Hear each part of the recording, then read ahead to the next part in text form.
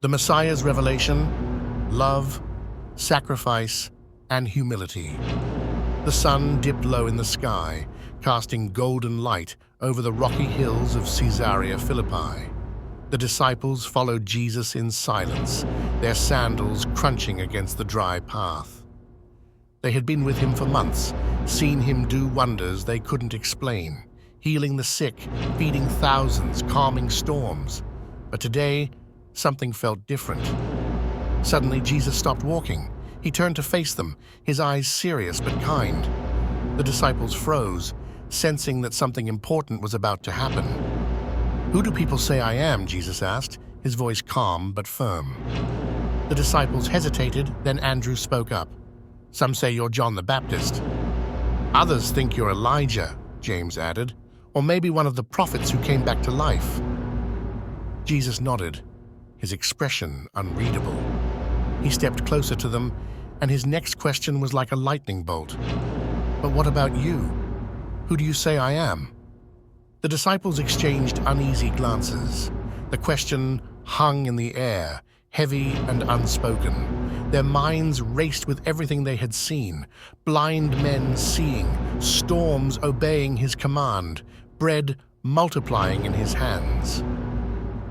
But could they say it out loud? Peter, bold and brash, stepped forward. His voice trembled, but his words were steady. "You are the Messiah, the Son of the living God."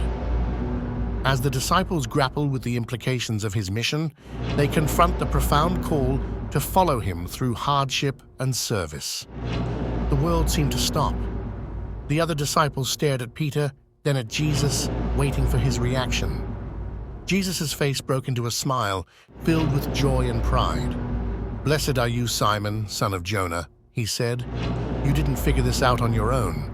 My Father in heaven revealed it to you." The disciples were awestruck. Peter's words, Jesus' confirmation, it felt like a secret too big for the world to hold. But then Jesus' tone changed, becoming serious again. "You are right. I am the Messiah. But listen carefully. What comes next will be hard. I must go to Jerusalem. I will suffer many things. The leaders will reject me, and I will be killed. But after 3 days, I will rise again." Shock rippled through the group. This wasn't what they expected. Peter, still reeling from Jesus' praise, stepped forward again, this time with anger. "No, Lord, this will never happen to you." Jesus turned to Peter, his eyes full of love, but also firmness. "Get behind me, Satan," he said sharply. "You are thinking like men, not like God." Peter stepped back, stunned. The disciples were silent, their hearts heavy with confusion and fear. How could the Messiah, their Savior, speak of death? Jesus softened his tone and looked at them all. "If anyone wants to follow me, they must deny themselves, take up their cross, and follow me. If you try to save your life, you'll lose it. But if you lose your life for me, you'll find it." The disciples didn't understand everything, but one thing was clear. Jesus had revealed the truth. He was the Messiah, and nothing would ever be the same again. The disciples followed Jesus down the hill in silence, their minds swirling with questions. What did he mean by suffering and dying? Wasn't the Messiah supposed to be a victorious king? They didn't understand, but they couldn't deny the power of his words or the love that shone in his eyes. That night, as they sat around the fire, Jesus spoke again. His voice was calm, but every word carried weight. "The world expects a king who will conquer with power and force," he said. "But I am a different kind of king. I came to serve, not to be served. I came to save, not to destroy. And I will give my life so that everyone can be free from sin, from fear, from death." The disciples listened, their hearts aching, but also filled with awe. They were beginning to see that Jesus' mission was bigger than they had imagined. It wasn't about overthrowing Rome or gaining worldly power. It was about changing hearts, saving souls, and bringing people back to God. "Remember this," Jesus continued, his voice gentle but firm.